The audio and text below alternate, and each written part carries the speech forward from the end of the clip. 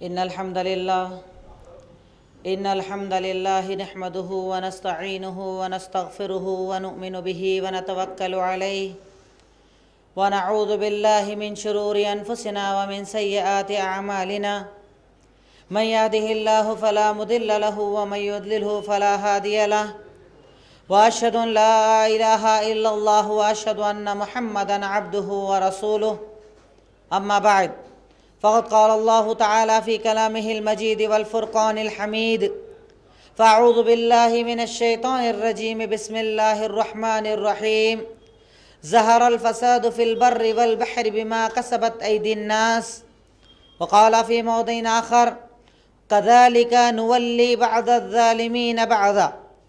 تعریف و توصیف حمد و ستائش بزرگی اور کبریائی اس وحدہ لا شریک کے لیے جو یک و تنہا اس کائنات کا خالق و مالک ہے، اور اس کے بعد انگنت بے شمار درود و سلام سب سے آخری نبی سید المرسلین شافی محشر ساقی کوثر احمد مجتبی محمد مصطفیٰ صلی اللہ علیہ وسلم کی ذات گرامی پر اللہم صلی علی محمد وعلی آل محمد کما صلیت علی ابراہیم وعلی آل ابراہیم انکا حمید مجید اللہم بارک علی محمد وعلی آل محمد کما بارکت علی ابراہیم وعلی آل ابراہیم انکا حمید مجید رب اشرح لی صدری یسر لی امری واحلل عقدۃ من لسانی یفقہوا قولی ربی زدنی علما ربی زدنی علما ربی زدنی علما۔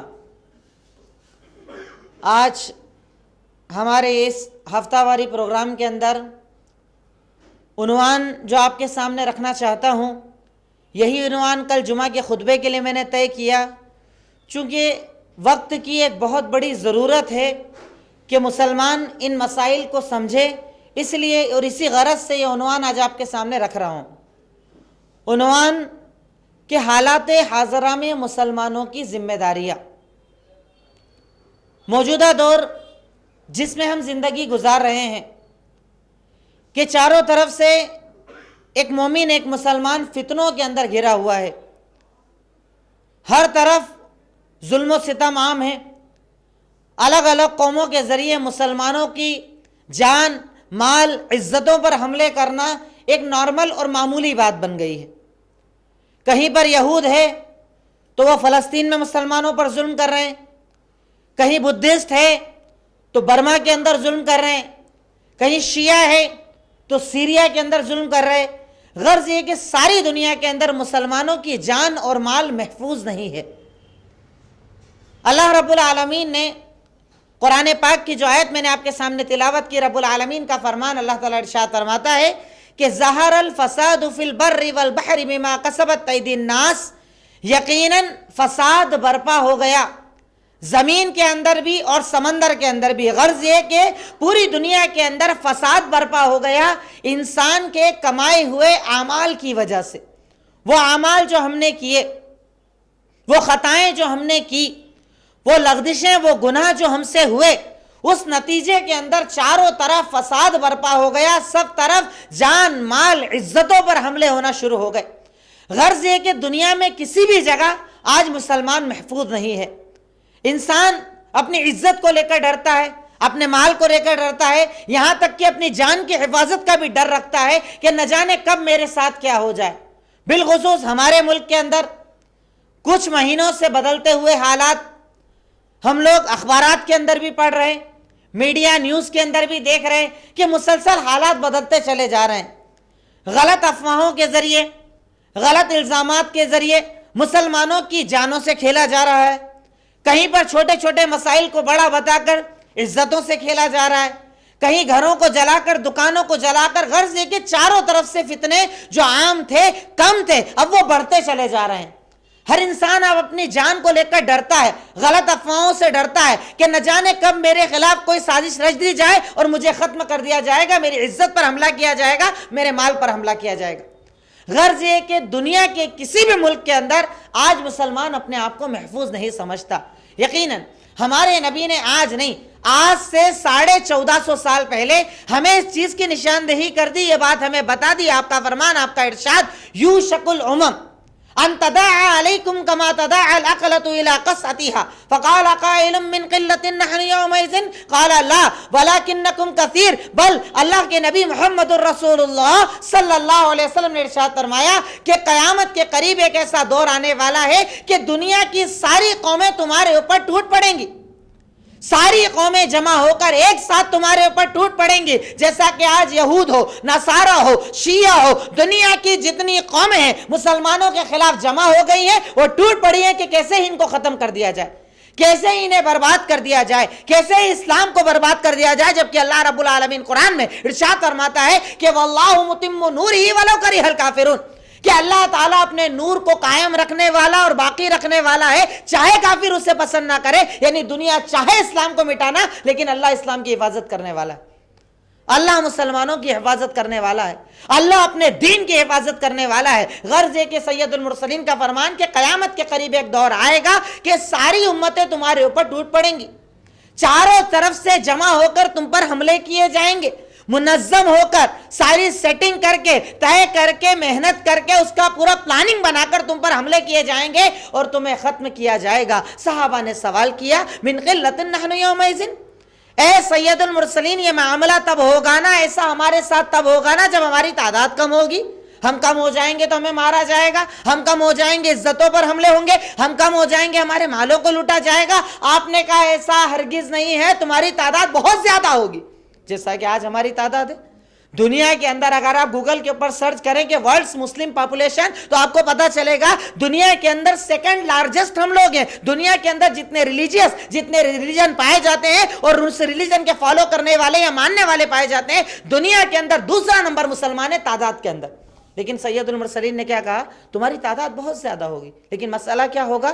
تمہاری مثال سمندر کے جھاگ کی طرح ہوگی، کہ جیسے سمندر کے اندر جب لہریں چلتی ہیں تو جھاگ ہی جھاگ چاروں طرف نظر آتا ہے، لیکن جب ہوا چلتی ہے وہ جھاگ غائب ہو جاتا ہے، اس جھاگ کی اوقات اور حیثیت کچھ نہیں ہوتی، اس جھاگ کی طاقت نہیں ہوتی۔ وہی حال تمہارا ہوگا کہ تم بہت سارے رہوگے لیکن تمہاری کوئی اوقات نہیں رہی۔ اور مسئلہ کیا ہوگا؟ اللہ تعالیٰ تمہارے دلوں کے اندر وہن کو ڈال دے گا۔ پوچھا ومل وہن، اے سید المرسلین بتائیے وہن کسے کہا جاتا ہے؟ کہا حب الدنیا و کراہیت الموت، تم دنیا سے محبت کرو گے اور موت سے نفرت کرو گے۔ دنیا کما لوں، شو روم بنا لوں، دکان بنا لوں، یہ کر لوں وہ کر لوں، دنیا کی ساری پلاننگ تمہارے ذہن میں موجود ہوگی، لیکن مرنے کے بعد کی پلاننگ تمہارے پاس موجود نہیں ہوگی۔ اللہ کے سامنے جانے کی پلاننگ نہیں ہوگی، قبر میں جانے کی پلاننگ نہیں ہوگی، میدان محشر کی پلاننگ نہیں ہوگی کہ کل روز قیامت جب اللہ مجھ سے سوال کرے گا میں کیا جواب دوں گا۔ اگر میرا ابھی انتقال ہو گیا، مجھے قبر میں دفن کر دیا گیا، فرشتے 3 سوال کریں گے، میں کیا جواب دوں گا؟ یعنی تم اللہ کے سامنے جانے کے لیے تیاری نہیں کرو گے، دنیا کو بنانے کے لیے تیاری کرو گے۔ تمہاری ساری محنت، تمہارا سارا خرچہ، تمہارا سارا پیسہ، تمہاری بدن کی ساری طاقت، سب کچھ دنیا بنانے کے اندر خرچ ہوگی، تم آخرت کے بارے میں کوئی غور و فکر نہیں کرو گے، یہ تمہارا مسئلہ ہوگا۔ رب تمہارے دل میں وہن ڈال دے گا، وہن کا مطلب تم دنیا سے محبت کرو گے اور موت سے نفرت کرو گے۔ حالات آج جو ہمارے سامنے ہیں، اس سے برے برے حالات ہم سے پہلے آ چکے۔ صحابہ کرام نے اس سے برے حالات کو دیکھا کہ تعداد کم ہے، قوت کم ہے، اسلحہ نہیں ہے، کھانے پینے کو سامان تک نہیں ہے، بھوکمری کا عالم ہے، لیکن رب العالمین ہر قدم پر ان کی مدد کرتا رہا۔ رب العالمین جب غزوہ خندق کا واقعہ قرآن کے اندر ذکر کرتا ہے کہ غزوہ خندق وہ واقعہ کہ اس زمانے کے اندر ایک ایسا دور آیا کہ نبی پاک صلی اللہ علیہ وسلم کو مٹانے کے لیے، صحابہ کو مٹانے کے لیے، اسلام کو مٹانے کے لیے اس وقت کی ساری قوتیں، سارے سپر پاور ایک ساتھ جمع ہو گئے۔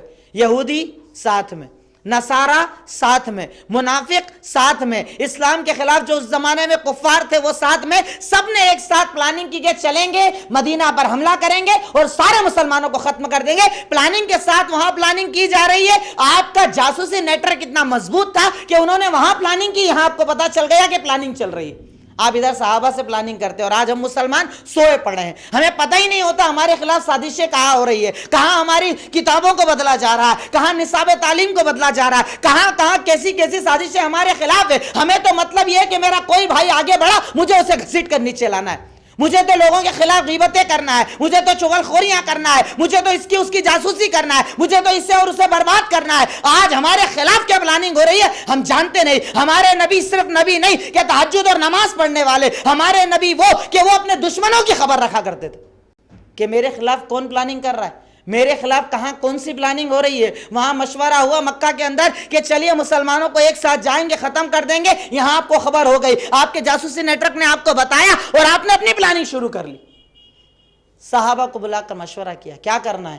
کہا بھائی ایسا اگر ہونے والا ہے، کسی نے کہا یہ کرتے ہیں، کسی نے کہا وہ کرتے ہیں، ایک صحابی نے مشورہ دیا، سنیے اے سید المرسلین ایسا کیجئے، آپ مدینہ کے اندر ایک طرف تو احد پہاڑ موجود ہے، ایک طرف آپ خندق کھود دیجئے، جب خندق کھدی رہے گی آپ پر حملہ کرنا آسان نہیں ہوگا، ان کی طاقت ٹوٹ جائے گی، وہ ایک ساتھ نہیں آ پائیں گے، ایک ایک کر کے آنا پڑے گا اور آپ کے لیے ان کا مقابلہ بڑا ہی آسان ہو جائے گا۔ لیکن اس زمانے کے اندر خندق کھودنے کے باوجود صحابہ کرام کا یہ عالم، یہ حال صحیح بخاری اور مسلم کتاب الغزوات کھول کر دیکھیے، خندق کے واقعات اٹھا کر دیکھیے، سید المرسلین کی خدمت میں صحابہ کرام ایسے ہماری یہ زمینیں نہیں، مٹی والی زمین کے خندق کھود لو آسانی سے کھود جائے، مدینہ کی زمین پوری پتھریلی زمین، پہاڑی علاقہ، پہاڑوں کو توڑ کر خندق بنانا ہے، اور صحابہ کا یہ حال کہ آج ہم تو بھرے پیٹ ہیں، خود جی بھر کر کھا رہے ہیں، سو رہے ہیں، وہاں صحابہ کا یہ حال کہ بھوکمری کا یہ عالم ہے کہ صحابہ جاتے ہیں سید المرسلین کی خدمت میں کہ آقا سنیے، اے سید المرسلین سنیے، اے آمینہ کے لال سنیے، دیکھیے ہماری بھوک کا عالم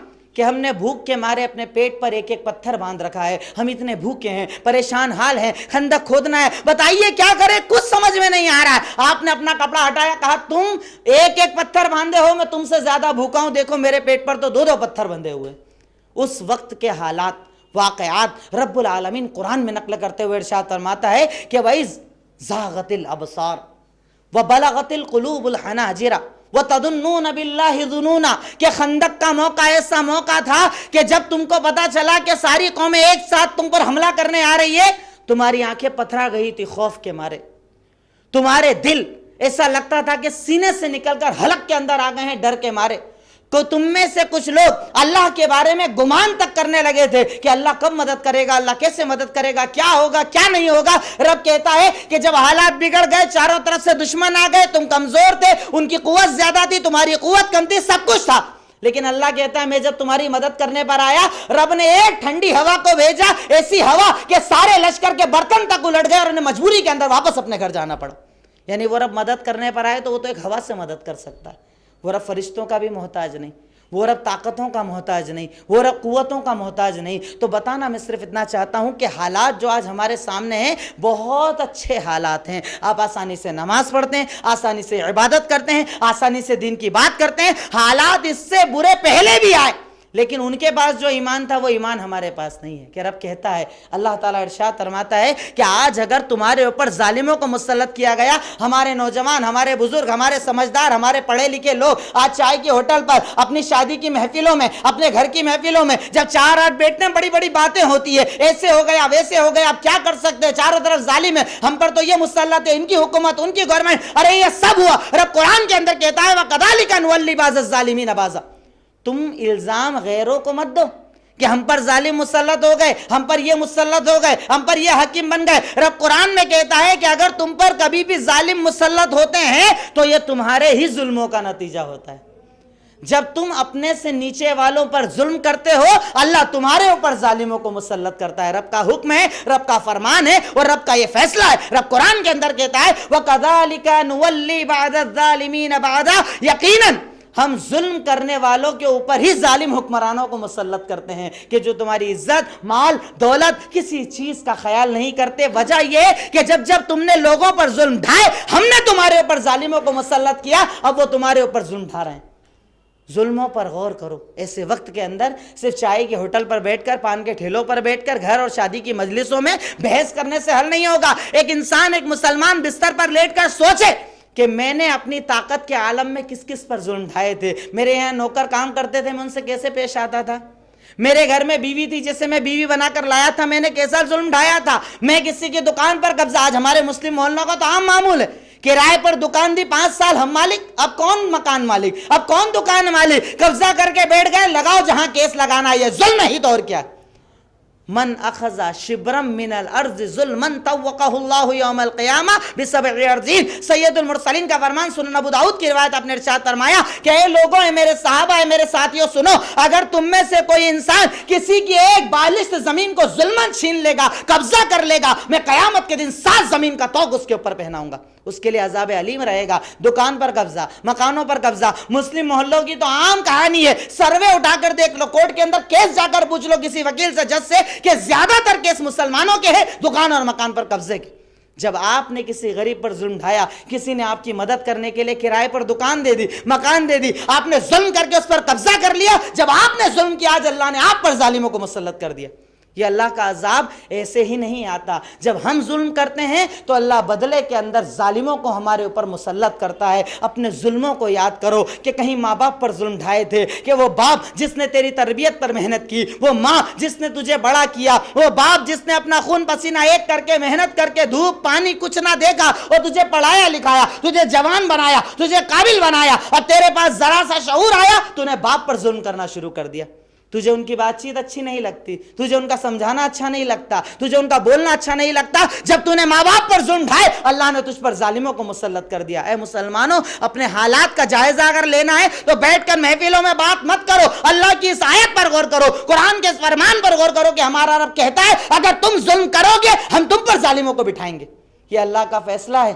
اپنے ظلموں کو یاد کرے انسان کہ میں نے کیا اپنی بہن پر ظلم کیا، کہ جب حصہ تقسیم کرنے کا وقت آیا تو میں نے کہا بیٹوں میں تقسیم کر دو، بیٹی کو وراثت میں کیا ملنے والا ہے، بیٹی کا حصہ ہم نے دبا لیا. جب ہم نے بیٹی پر ظلم کیا، اللہ نے ہم پر ظالموں کو مسلط کیا. 50 مثالیں ہیں، ایک ایک مثال میں آپ کے سامنے نہیں رکھ سکتا. ہر مومن، ہر مسلمان اپنے حالات کو اگر بدلنا ہے، ظالموں کے آگے اگر کھڑا ہونا ہے، اس ظلم کا خاتمہ کرنا ہے، تو اپنے کیے ہوئے ظلموں کو یاد کرو کہ میں نے بہن پر، بیٹی پر، پڑوسی پر، دکان مالک، مکان مالک، کس کس پر ظلم ڈھائے. اگر کیے آج اس کو ختم کرو، انشاءاللہ رب ہی نہ ختم کر دے گا.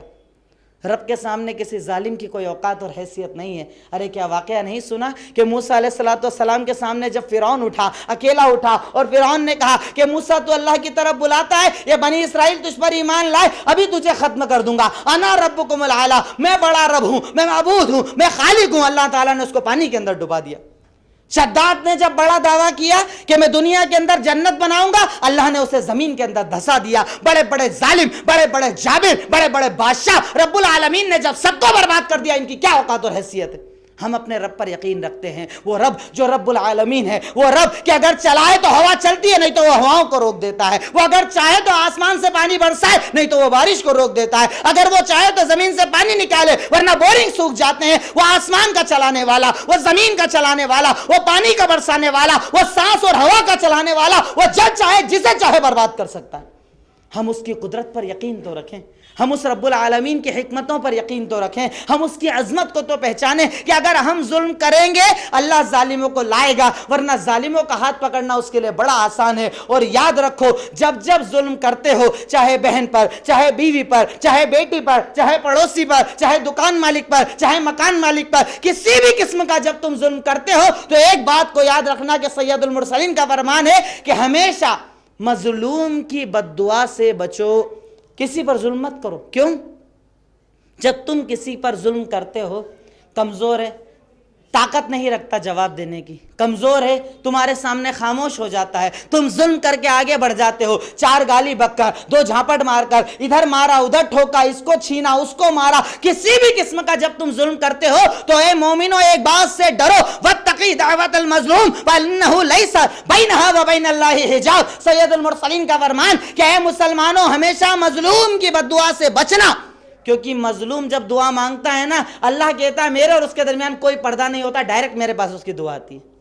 مظلوم نے اگر یہ کہہ دیا کہ اللہ تعالیٰ اس نے مجھ پر ظلم کیا، اسے برباد کر دے، رب کہتا ہے میں اسے فوراً برباد کر دیتا ہوں. مظلوم کی بد دعا اور اللہ کے درمیان کوئی پردہ نہیں ہوتا، اس لیے ہر وقت اپنے سے نیچے والوں پر ظلم کرنے سے بچو، ظالم مت بنو. اگر ظالم بنو گے اللہ تمہارے اوپر ظالموں کو مسلط کرے گا. ظلم کی کئی قسمیں ہیں جو آج ہمارے سماج کے اندر عام ہے. وہ ظلم کہ جس کے نتیجے کے اندر آج ہمارے اوپر ظالموں کو مسلط کیا گیا. ظلم کی کئی شکلیں ہیں، ان میں پہلی شکل بندے کا اللہ رب العالمین کے درمیان، یعنی بندے اور اللہ کے درمیان ظلم کا ہونا، وہ ظلم جسے شرک کہا جاتا ہے. رب العالمین نے قرآن کے اندر شرک کو ایک ظلم کہا ہے اور ارشاد فرمایا کہ الذین آمنوا ولم یلبسوا ایمانہم بظلم اولئک لہم الامن وہم مہتدون، یقیناً وہ لوگ جو ایمان لائے، اللہ تعالیٰ کو ایک مانا، اللہ تعالیٰ کا کلمہ پڑھا، رب کو رب ماننے کا دعویٰ اور اعلان کیا، اور اس کے بعد توحید کے ساتھ ظلم نہیں کیا، الذین آمنوا ولم یلبسوا ایمانہم بظلم، اور ایمان کے ساتھ ظلم کو نہیں ملایا، اولئک لہم الامن، یہی وہ لوگ ہیں جو امن کی زندگی گزاریں گے، اور یہی وہ لوگ ہیں جو کامیاب ہونے والے ہیں۔ صحابہ نے کیا سوال، ظلم کا مطلب کیا ہے؟ ظلم کسے کہا جاتا ہے؟ سید المرسلین نے کہا ان الشرک لظلم عظیم، اے میرے صحابہ، اے میرے ساتھیوں، یقیناً شرک کرنا سب سے بڑا ظلم ہے کہ اللہ تعالیٰ نے تمہیں بنایا، تمہیں پیدا کیا، تم نہیں تھے، اللہ نے تمہیں بنایا، منی کے قطرے سے تمہیں انسان بنایا، تمہارے باپ نے دعا کی، تمہارے ماں نے دعا کی، دعاؤں کے بعد اللہ نے تمہیں اولاد بنایا، پیدا کیا، پیدا کرنے کے بعد بولنے کے قابل بنایا، بولنے کے بعد چلنے کے قابل بنایا، تمہیں جوان کیا، اب جوانی میں آ کر تم کہو کہ اللہ کے ساتھ یہ بھی دینے والے، اسی کو شرک کہا جاتا ہے اور اسی کو ظلم کہا جاتا ہے۔ آج یہ ظلم ہمارے سماج کے اندر چاروں طرف پھیلا ہوا ہے، دیمک کی طرح ہمارے سماج کو کھا رہا ہے۔ جب مسلمانوں نے رب کے درمیان، بندے اور اللہ کے درمیان جو ظلم جسے شرک کہا جاتا ہے، جب اس کو سماج میں عام کیا، رب نے اپنی مدد کو اٹھایا اور ظالموں کو ہمارے اوپر مسلط کر دیا۔ وہ ظالم جو آج چاروں طرف ہماری عزتوں سے کھیل رہے ہیں، کس کس شہر کا ذکر کروں، کس کس قوم کا ذکر کروں، کہاں پر ظلم نہیں ہے؟ یہ ظلم ہمارے اعمال کا نتیجہ ہے۔ سورہ شورى آیت نمبر 30 اللہ رب العالمین کا فرمان وَمَا أَصَابَكُم مِّن مُّصِيبَةٍ فَبِمَا كَسَبَتْ أَيْدِيكُمْ، اے میرے ساتھیوں، تمہیں جب بھی کوئی مصیبت آتی ہے، جب بھی کوئی تکلیف آتی ہے، جب بھی کوئی عذاب آتا ہے، وہ تمہارے اعمال کا نتیجہ ہوتا ہے۔ یقیناً کبھی کبھی ظالموں کا مسلط ہونا اللہ تعالیٰ کا امتحان بھی ہوتا ہے، لیکن وہ ایمان والوں کے ساتھ ہوتا ہے۔ ہم جیسوں کے ساتھ اللہ کا امتحان نہیں، اللہ تعالیٰ کا یہ عذاب ہے۔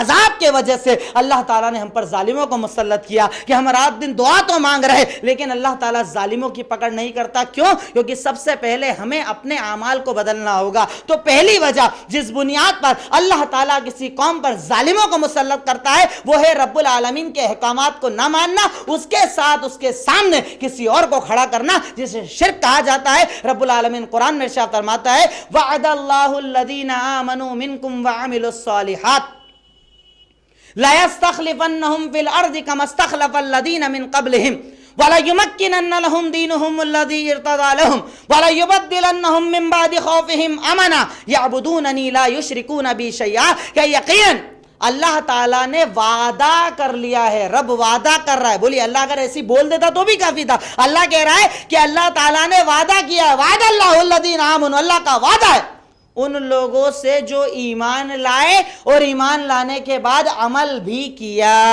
ہم لوگ صرف ایمان لانے والے، عمل کرنے والے نہیں۔ 50 آیتیں پیش کر دو، 50 حدیثیں بتا دو، وقت پر تو بڑا مزہ آتا ہے، لیکن وقت کے بعد ہمارے اعمال کے اندر تبدیلی نہیں ہوتی۔ رب کہتا ہے کہ یقیناً وہ لوگ جو ایمان لائے، رب نے ان سے وعدہ کیا ہے، یقیناً وہ لوگ جو ایمان لانے کے بعد عمل بھی کیا کہ میرا رب جو بول دے وہ میرے لئے دین ہوگا، میرا رب جو حلال کرے وہ حلال ہوگا، میرا رب جو حرام کر دے وہ حرام ہوگا، میرے رب کے فرمان کے مطابق زندگی گزارنا یہی میری زندگی کا مقصد ہوگا۔ وہ لوگ جو ایمان لائے اور ایمان لانے کے بعد عمل کیا، وعد اللہ الذین آمنوا منکم وعملوا الصالحات لَيَسْتَخْلِفَنَّهُمْ فِي الْأَرْضِ، کہ رب العالمین ایسے لوگوں کو جو ایمان لائے اور عمل کیا انہیں زمین کا خلیفہ بنا دے گا، زمین کا ذمہ دار بنا دے گا، حاکم بنا دے گا۔ یعنی حاکم بننے کے لیے تمہیں صرف ایک محنت کرنی ہے کہ اپنے رب کو راضی کر لو۔ حکومت اگر چاہتے ہو، طاقت اگر چاہتے ہو، قوت اگر چاہتے ہو، ظلم کا خاتمہ اگر چاہتے ہو، کچھ نہیں کرنا ہے۔ ایک مومن کو صرف اتنا کرنا ہے کہ اپنے رب کو راضی کر لے۔ رب وعدہ کر رہا ہے کہ میرا وعدہ ہے ایمان والوں سے اور عمل کرنے والوں سے کہ میں انہیں زمین کا خلیفہ بنا دوں گا، اور کیا کروں گا؟ وَلَيُمَكِّنَنَّ لَهُمْ دِينُهُمُ الَّذِي ارْتَضَىٰ لَهُمْ، اور میں ان کے دین، ان کے اسلام کو اس زمین کے اندر مضبوط کر دوں گا، میں ان کے خوف کو ختم کر دوں گا، میں انہیں امن ہی امن دے دوں گا۔ شرط کیا ہے؟ یعبدوننی لا یشرکون بی شیئا، بس ایک عمل میرے سامنے یہ کر لے، میں سب کچھ انہیں عطا کر دوں گا۔ وہ کیا؟ کہ میری ہی عبادت کرے، یعبدوننی، میری ہی عبادت کرے، ولا یشرکون بی شیئا، اور میرے ساتھ کچھ بھی شرک نہ کریں، میرے ساتھ کچھ بھی شامل نہ کریں، میرے ساتھ کچھ بھی شامل جب نہ کریں گے میں انہیں زمین کا خلیفہ بنا دوں گا۔ ارے صحابہ کرام کی زندگی ہمارے سامنے مشعل راہ ہے، آئیڈیل ہے، نمونہ ہے کہ صحابہ کرام کو ہجرت کے پہلے سال کے اندر فقیروں کی طرح مکہ سے نکالا جا رہا ہے، بھوکا پیاسا نکالا جا رہا ہے، کپڑے چھین لیے، مال چھین لیا، گھر چھین لیا، بیوی بچے چھین لیے، نکال دیا، لیکن جب رب کی توحید پر باقی رہے، اللہ کو ایک مانا، اللہ کے آگے جھکے، 8ویں صدی ہجری کے اندر مکہ کا فاتح بنا کر اللہ نے دوبارہ مکہ کے اندر بھیجا، اب مکہ تمہارا ہے۔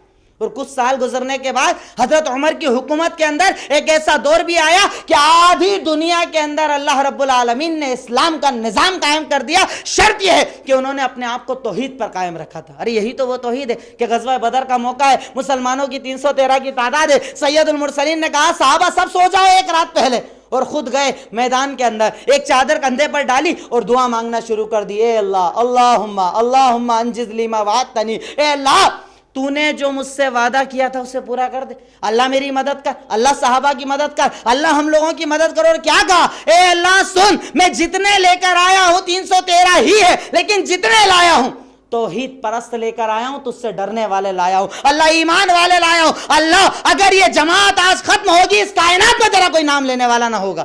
رب نے کہا کہ آپ مدد مانگ رہے تھے، سورہ انفال میں اللہ نے کہا استستغیثون ربکم فاستجاب لکم، جب آپ اللہ سے مدد مانگ رہے تھے تو اللہ نے کیسے جواب دیا کہ میرے نبی ٹینشن مت لو، میں 1000 فرشتوں کو بھیج کر آپ کی مدد کروں گا۔ یعنی اللہ تعالیٰ وعدہ کر رہا ہے، میں نے وعدہ کر لیا اپنے مومن بندوں سے، رب کا وعدہ ہے توحید پرستوں سے کہ تم توحید لے کر آؤ، میں تمہاری آسمان سے مدد کروں گا۔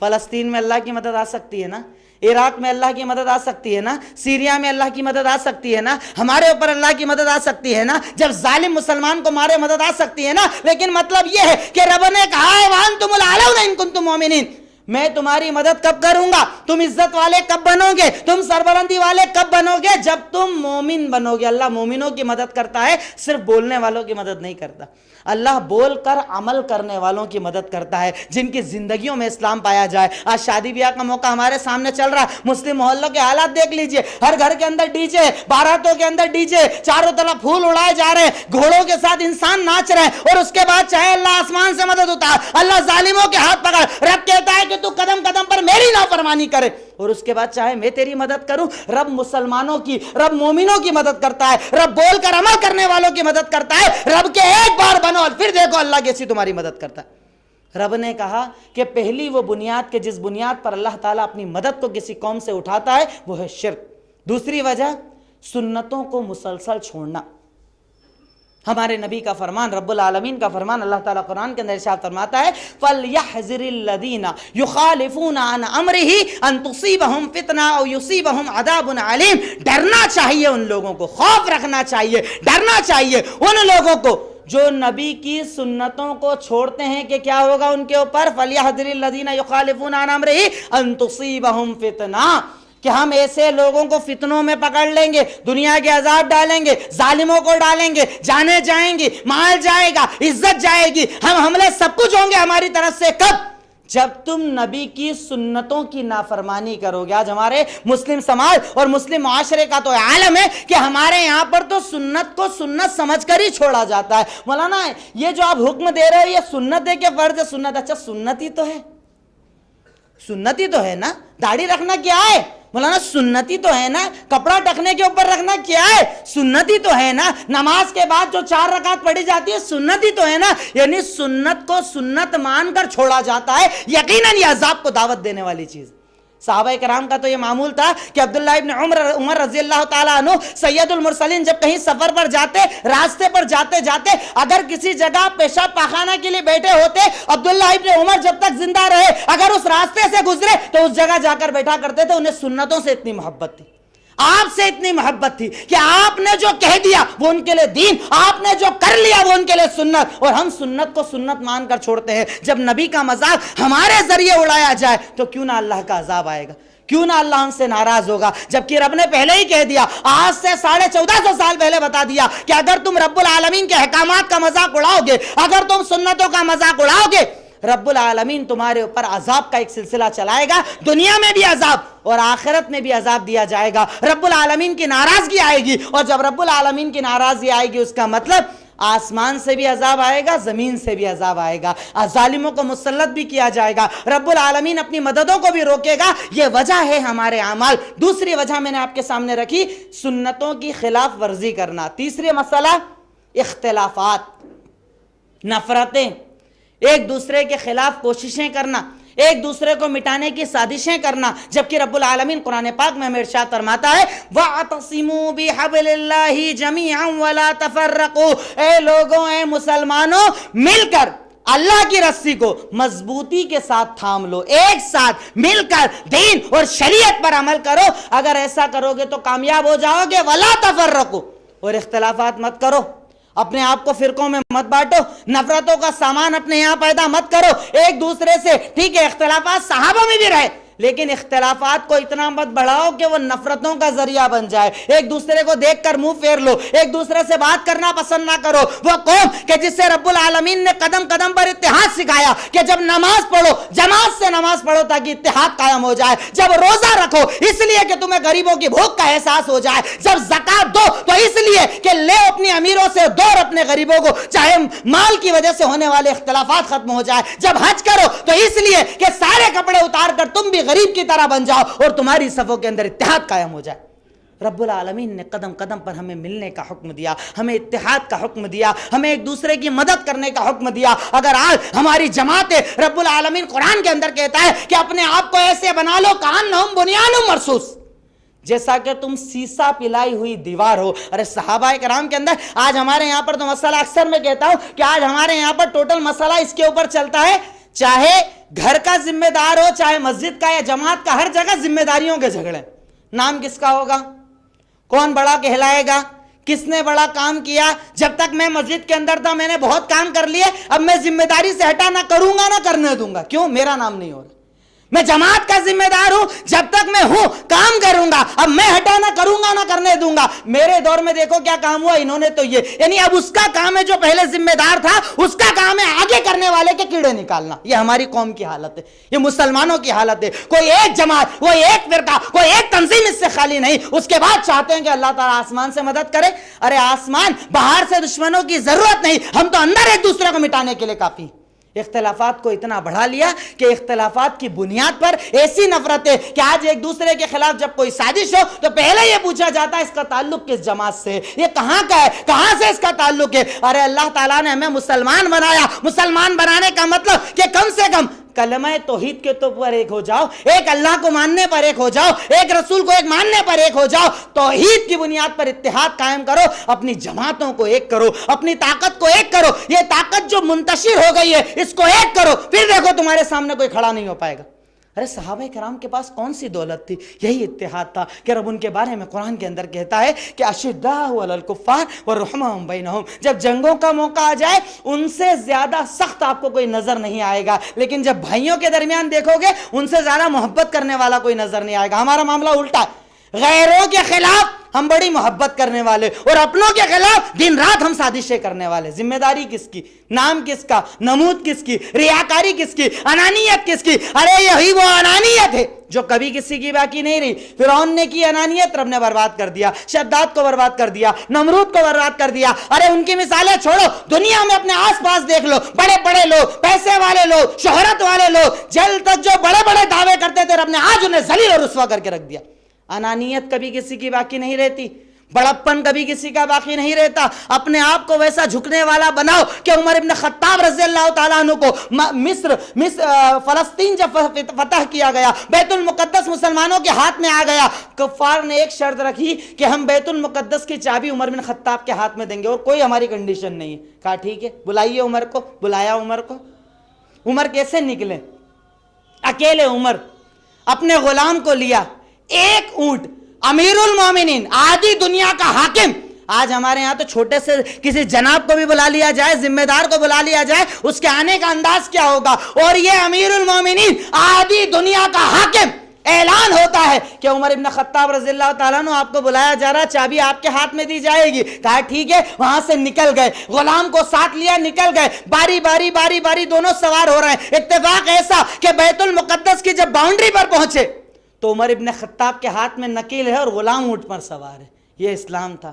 یہ مسلمان حکیم تھے. یہ مسلمانوں کی ذمہ داریاں تھیں، کیونکہ ان کے یہاں پر انانیت نہیں تھی. ان کے یہاں بڑا ہونے کا، عہدے والا اور منصب والا کام نہیں تھا. ہمیں اللہ کا کام کرنا ہے، کیونکہ دیکھنے والا اللہ، دکھانا اللہ کو ہے، دنیا کو نہیں دکھانا، کیونکہ دنیا کتنے دن دیکھے گی. ارے اس نے اگر دیکھ لیا تو انشاءاللہ وہ قیامت تک کا بدلہ دے گا. عمر ابن خطاب رضی اللہ تعالیٰ عنہ فلسطین کے جب بارڈر پر پہنچتے ہیں، حالت یہ کہ عمر ابن خطاب کے ہاتھ میں نکیل ہے، غلام اونٹ پر بیٹھا ہوا ہے. دونوں جب آتے ہیں، اس وقت مسلمانوں کا جو گورنر ہے سامنے آ کر ایک جملہ کہہ دیتا ہے کہ عمر سنیے، ہم آپ کی سادگی کو جانتے ہیں، ہم آپ کے ایمان کو جانتے ہیں، ہم جانتے ہیں آپ سچے ہیں، لیکن جن لوگوں کے پاس جانا ہے ان کے یہاں عہدے اور منصب کا بڑا خیال رکھا جاتا ہے. آپ کیا کرو، ایسا مت کرو. آپ اونٹ پہ سوار ہو جاؤ، نئے کپڑے پہن لو، آپ کے ساتھ ذرا گھوڑے لگا دیے جائیں تاکہ جاؤ تو لگنا چاہیے عمر آ رہے ہیں. عمر کیا کہتے ہیں، اللہ کی قسم اگر تیرے علاوہ کوئی اور یہ جملہ بولنے والا ہوتا، جملہ بولنا تھا اور اس کا منہ زمین پر ہوتا، یعنی مار مار کر زمین پر لیٹا دیتا. سن، نحنو قوم عزنا اللہ بالاسلام، ہم وہ قوم ہے کہ جس سے عزت اسلام کی وجہ سے ملی ہے. اگر ہم کہیں اور عزت ڈھونڈیں گے اللہ میں ذلیل کر کے رکھ دے گا. آج ہم عزتیں ڈھونڈتے ہیں نا، غیروں کے پاس عزت، اس کے جیسے بن جاؤ عزت، اس کے جیسے بن جاؤ عزت. ارے جب اس کے پاس سے آپ ہٹتے ہو وہ کہتا ہے دوغلا ہے، کہتا ہے اپنے آپ کو مسلمان، لیکن ہمارے ساتھ کہاں نماز پڑھتا ہے، ہمارے ساتھ کہاں دین پر عمل کرتا ہے، ہمارے سامنے کہاں داڑیاں رکھتا ہے. ارے دوغلے لوگ ہیں، کہنے والے پر عمل کرنے والے نہیں. اسلام میں عزت اسلام کی بنیاد پر ہے، نہ کہ آپ کے نام کی بنیاد پر. کہ وہ خالد ابن ولید ہیں، مسلسل جنگیں کرتے چلے جا رہے ہیں، سپہ سالار ہیں، جیتتے چلے جا رہے ہیں، اسلام کا نام روشن کرتے چلے جا رہے ہیں. ایک خط کسی نے عمر کے پاس لکھا کہ عمر سنو، خالد ابن ولید کا یہ معاملہ ہو گیا ہے کہ ان کے بارے میں لوگوں کا یہ عقیدہ بن گیا ہے کہ خالد اگر کسی جنگ میں رہیں گے تو وہ جنگ ہم ہار ہی نہیں سکتے. خط کا پہنچنا تھا، عمر نے جواب کے اندر خالد کو لیٹر لکھا، الا خالد ابن ولید، یہ لیٹر خالد ابن ولید کو دیا جائے. کیا لکھا ہے اس کے اندر؟ خالد نے کھولا تو لکھا ہے، خالد سنو، اب تک جس قوم کے اندر تم لیڈر اور سپہ سالار تھے، آج تم ان کے درمیان سپاہی بن کر رہو گے. اب تمہاری جگہ فلاں فلاں کو میں نے سپہ سالار بنا دیا. ارے کل تک تو مسجد کے ذمہ دار آپ تھے، کیسے آپ کو ہٹا دیا؟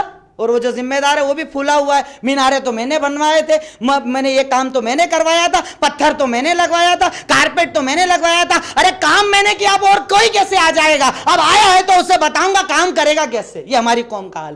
اتحاد اور اتفاق کی ہم باتیں کر رہے ہیں، ظالموں کی ہم بات کرتے ہیں، ہم پر ظالموں کو مسلط کرنے کی ہم فکر کرتے ہیں. اللہ کے لیے پہلے اپنے گھر کی فکر کرو، گھر سدھرے گا پورا سماج سدھرے گا انشاءاللہ.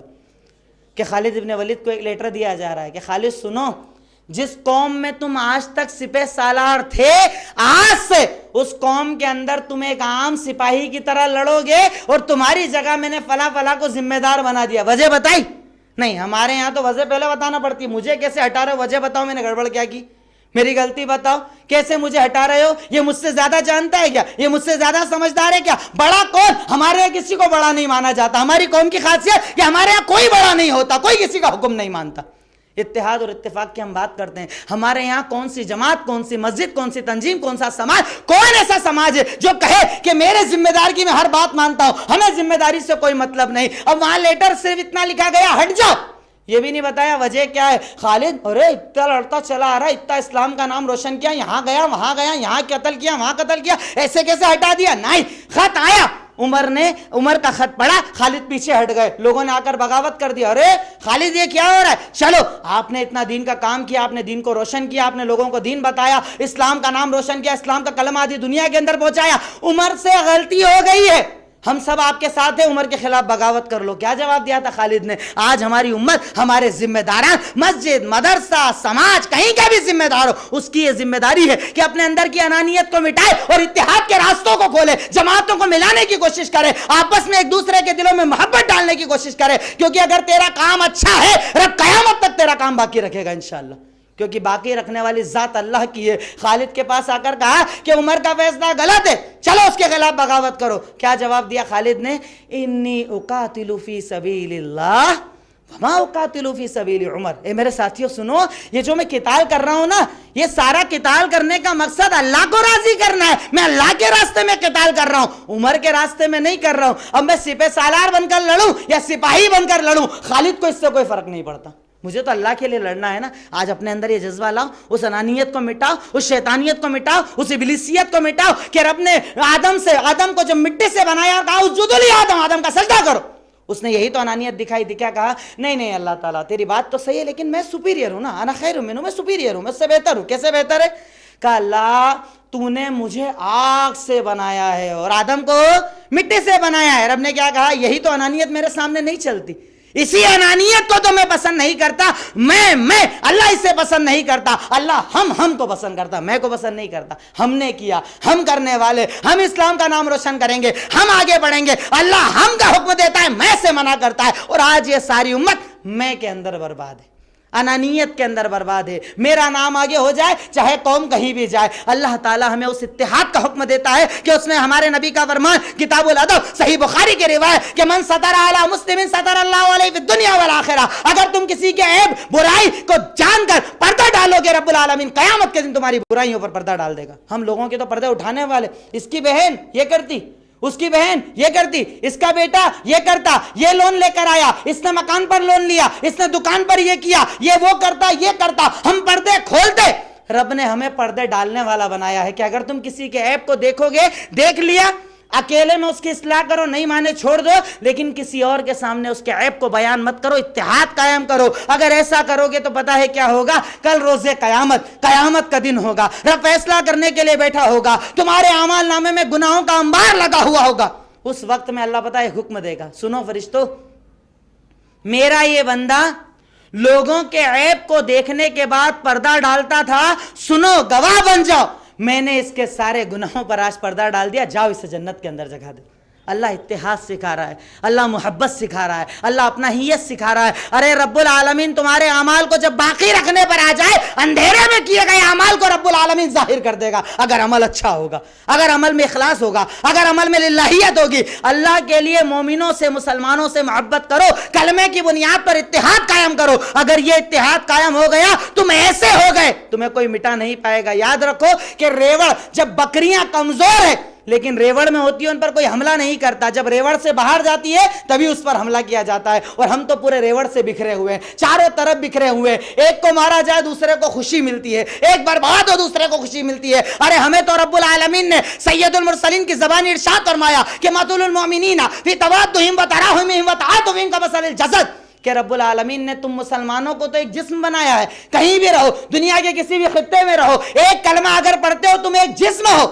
کہ جیسے پیر کا ناخن ٹوٹ جائے سارا جسم تکلیف محسوس کرتا ہے، تم مسلمان ویسے ہو کہ ایک جسم کی طرح ہر مسلمان کی تکلیف کو محسوس کرو، صفوں میں اتحاد قائم کرو. چوتھی بنیاد جہالت، تعلیم سے دوری، ایجوکیشن سے دوری. آج ہمارے یہاں پر صاحب بزرگ بیٹھے ہیں، نوجوان بیٹھے ہیں، ایک جملہ کہہ کر اپنی ذمہ داری پوری کر لیتے ہیں. ارے مولانا تعصب بہت دیکھا، نوکری ملتی.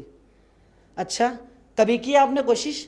ایگزام دیا IAS تک کا، ایگزام دیا IPS تک کا، کبھی آگے بڑھے تعلیم کے میدان میں؟ ارے مان لو کہ 100 میں سے 10 کے ساتھ تعصب ہوگا، 90 کو تو آگے بڑھایا جائے گا انشاءاللہ. ارے اپنی قابلیت لے کر تو آؤ، اپنے آپ کو ایجوکیشن میں اتنا آگے بڑھا کر تو بتاؤ. وہ قوم کہ جس کو رب العالمین نے جب وحی کی، قرآن نازل کیا، تو یہ نہیں کہا توحید کیا ہے، یہ نہیں کہا نماز کیا ہے، یہ نہیں کہا روزہ اور زکوٰۃ کیا ہے. پہلی وحی میں اللہ نے پہلا جملہ کہا اقرا، پڑھو. ایجوکیشن کی طرف ابھارا، پڑھنے کا حکم دیا، تعلیم سے جڑنے کا حکم دیا. آج ہماری ذمہ داری کہ جو گزر چکے وہ گزر چکے، کم سے کم اپنی بچوں اور اپنی نوجوان نسلوں کو تعلیم کی طرف لایا جائے، تعلیم کی طرف ابھارا جائے. ہمارے یہاں 10 سال کا بچہ ہوا، بھیج دیا گیریج کے اوپر، بھیج دیا چائے کے ٹھیلے کے اوپر. ارے مولانا ہنر سیکھ جائے گا، کام آئے گا. ایجوکیشن سکھا، وہ بھی کام آئے گا.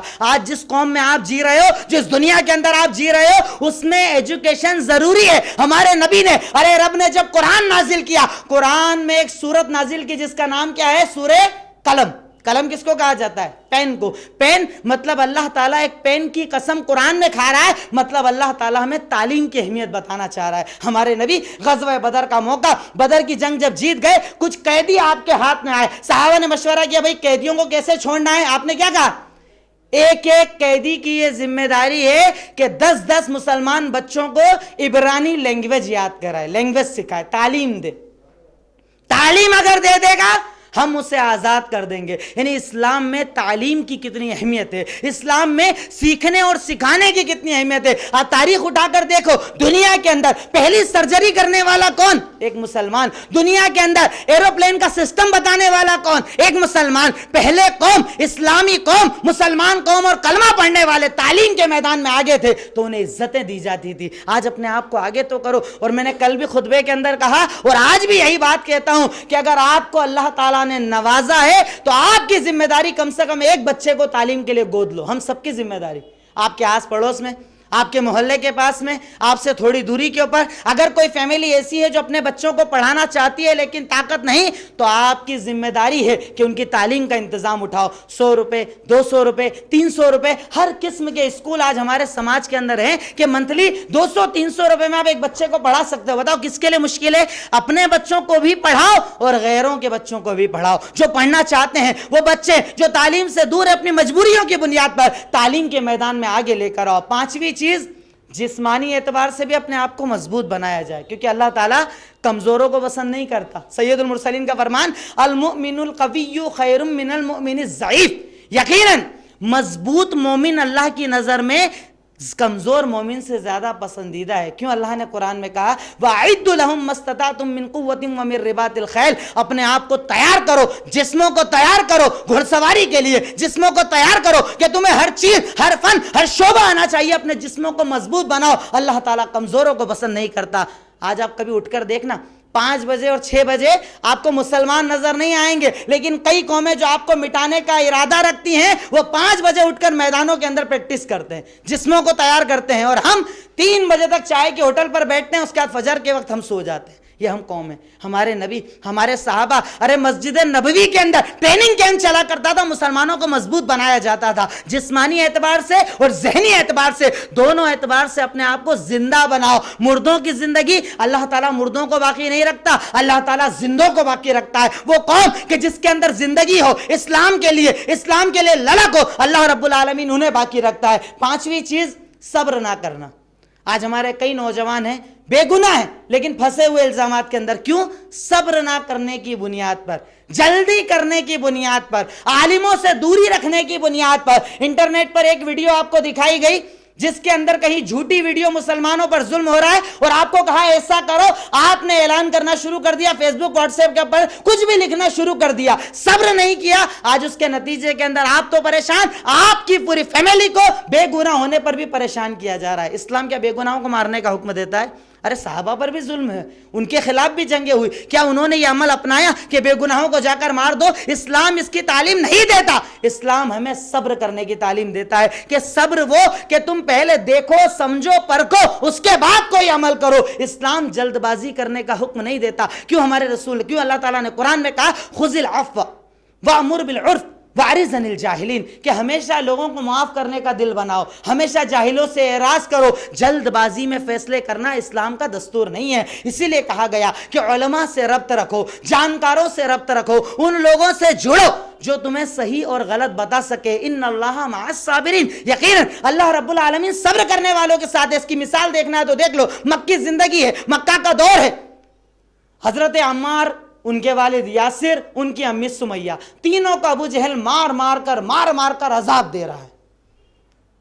عمار کو مارا جا رہا ہے، یاسر کو مارا جا رہا ہے، اور سمیہ کو تو اتنا مارا کہ ان کے 2 پیروں کو 2 اونٹ میں باندھ دیا، دونوں اونٹوں کو الگ الگ سمت میں کھڑا کر دیا، اور آخری بار پوچھا بول کہ میں اللہ کے نبی کو نہیں مانتی، تجھے چھوڑ دیں گے. کہا میں نہیں چھوڑ سکتی. اتنے میں سید المرسلین کا گزر ہوتا ہے. صبر کی اس سے بڑی مثال نہیں ملے گی. آج ہمارے نوجوان ذرا سی الٹی سیدھی ویڈیو دیکھی، 5-6 چیزیں واٹس ایپ پر بولی، خود بھی پھنستے ہیں اور پوری جماعتوں کو، ذمہ داران کو بھی اپنے ساتھ پھنساتے ہیں.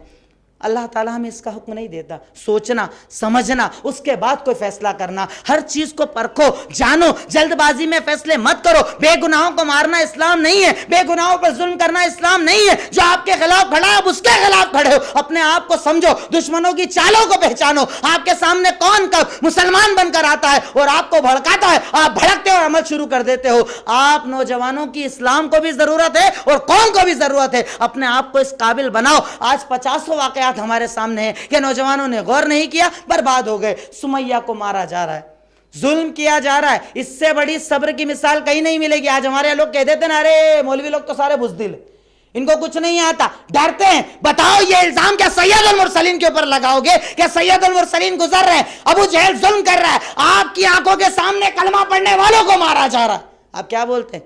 صبرن یا آل یاسر ان موعدکم الجنہ. اے یاسر کے گھر والوں, ابھی ہماری طاقت نہیں ہے, ہماری قوت نہیں ہے, ہمارے پاس شعور نہیں ہے, ہمارے پاس اتنی طاقت نہیں ہے کہ ہم ان کے سامنے کھڑے ہو سکیں. اے یاسر کے گھر والوں سنو, صبر کرو, میں تم سے جنت کا وعدہ کرتا ہوں چاہے جو ظلم ہو جائے.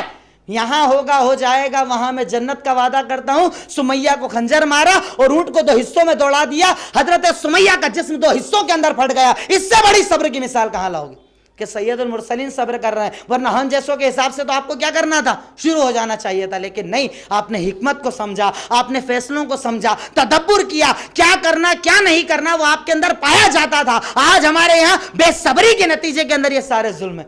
کچھ لوگوں کی بے صبری اور ساری قوم پر ظلم ہوتا ہے. اللہ کے لیے مختصر سے وقت کے اندر جو باتیں میں آپ کے سامنے رکھتا ہوں, دیکھیے میرا مقصد یہاں صرف تقریر کرنا نہیں ہوتا. یہ میرا شہر ہے, یہ میری جگہ ہے, آپ میرے لوگ ہیں. میرا مقصد ہے کہ ہم لوگ کچھ سمجھیں, کچھ غور کریں, کچھ فکر کریں کہ اس قوم کو ہم کس راستے پر لے کر جا رہے ہیں, ہمیں کہاں جانا ہے, اللہ نے ہمیں کیا ذمہ داریاں دی ہے, اللہ ہم سے کیا کیا سوال کرنے والا ہے. ارے اللہ تعالیٰ ہم سے پوچھے گا, یہ بڑا مضبوط خوبصورت سا جسم دیا تھا, 6 پیک بنانے کے لیے نہیں دیا تھا. پوچھے گا اللہ تعالیٰ تو نے اسلام کے لیے کیا کیا, دین کے لیے کیا کیا, شریعت کے لیے کیا کیا. قبر میں بھی سوال, قبر کے بعد بھی سوال. تجھ سے تیری ذمہ داریوں کے بارے میں سوال ہوگا. یہ ہر سانس جو تو لیتا ہے, یہ ہر دن جو تو گزارتا ہے, یہ کھانا پینا جو اللہ تجھے دیتا ہے بنا تیری محنت کے, اس کے بارے میں رب قیامت کے دن سوال کرے گا کہ تو دین کے کام کیا آیا, تو مظلوموں کے سامنے کیا کام آیا, تو نے دین کا کیا کام کیا, تو نے دین کو کتنی جگہ تک پہنچایا, تو نے دین کو کتنا روشن کیا. رب قیامت کے دن سوال کرے گا, جواب وہ دے گا کہ جس نے دین کے لیے اپنی زندگی کو لگایا ہوگا. آخری چیز, دعوت و تبلیغ سے دوری. بھئی آپ کے خلاف ٹھیک ہے, ہم نے مان لیا کہ 50 میڈیا چینل آپ کے خلاف بولتے ہیں, آپ کے خلاف باتیں کی جاتی ہے. اسلام دہشت گردی کی تعلیم دیتا ہے, اسلام برائی کی تعلیم دیتا ہے, اسلام کے اندر بے گناہوں کو مارا جاتا ہے. 50 لوگوں نے کہا, کیا ان کے جواب میں 500 لوگوں نے دعوت کا کام کیا؟ وہ قوم کے جس کے بارے میں رب العالمین نے قرآن میں ارشاد فرمایا, کنتم خیر امت اخرجت للناس تأمرون بالمعروف وتنہون عن المنکر. یقینا تم وہ بہترین امت ہو جسے اللہ نے دنیا میں اس لیے بھیجا ہے کہ لوگوں کو بھلائی کا حکم دو اور برائی کو روکو. چاہے تمہارے خلاف لوگ سازشیں کریں, تم تو دین کا کام کرو, تم تو دین کی بات لوگوں کو بتاؤ. ارے یہ جو کہہ رہے ہیں نا یہ غلط ہے, ہمارا رب ہمیں دین سکھاتا ہے, ہمارا رب ہمیں نفرت نہیں سکھاتا ہے, ہمارا اسلام ہمیں محبت سکھاتا ہے. اللہ تعالیٰ نے ہم سب کو دائی بنایا ہے. اور یاد رکھو, یہ جوانی, یہ بڑھاپا, یہ کھانا, یہ پانی, ہر نعمت کے بارے میں رب العالمین قیامت کے دن سوال کرے گا. اس لیے اپنے دن کا کچھ حصہ مقرر کرو دین کے لیے, دعوت و تبلیغ کے لیے, غیروں تک دین پہنچانے کے لیے, نفرت کرنے والوں تک دین پہنچانے کے لیے. ارے ہمارے نبی طائف والوں کے بارے میں پتا تھا کہ وہ ہمارے دشمن ہیں, پھر بھی اکیلے چلے گئے دعوت دینے کے لیے. کیا کیا ان لوگوں نے؟ مانا نہیں مانا. آپ کو پتا تھا کہ نہیں مانیں گے, پھر بھی چلے گئے, دعوت دی, بتایا. نہیں ماننا تو ٹھیک, پیچھے پیچھے گنڈوں کو لگا دیا, پتھر مارے پتھر مارے پتھر مارے, اتنے پتھر مارے کہ آپ کے جسم اطہر سے خون بہتے بہتے آپ کی جوتیوں کے اندر جم گیا, آپ بے ہوش ہو گئے, بے ہوشی کے عالم میں تھے. اللہ نے آسمان سے فرشتے کو بھیجا, پہاڑوں کا فرشتہ آیا, آپ کو اٹھایا اور کہا, اے سید المرسلین سنیے, اے آقا سنیے, اللہ تعالیٰ نے مجھے آسمان سے آپ کے پاس بھیجا ہے. کس لیے بھیجا ہے؟ اللہ نے اس لیے بھیجا ہے کہ یہ لوگ جنہوں نے آپ کو پتھر مارے ہیں, اس طائف کی بستی کو بیچ میں رکھتا ہوں اور پہاڑوں سے ان کو پیس دیتا ہوں. بولو کیا کرنا ہے؟ آپ نے کہا نہیں ایسا مت کرو, میں رحمت للعالمین بنا کر بھیجا گیا, میں رحمت والا نبی بنا کر بھیجا گیا ہوں. میں تو اللہ سے یہ دعا کرتا ہوں کہ اللہ یہ نہیں مانتے نہیں مانے, لیکن تو ان کی نسلوں کے اندر اسلام پیدا کر دینا. آج دنیا کے اندر جتنے بڑے بڑے عرب علماء ہیں، عالم ہیں، دائی ہیں، وہ سب کے سب طائف کے رہنے والے ہیں. نبی کی دعا تھی.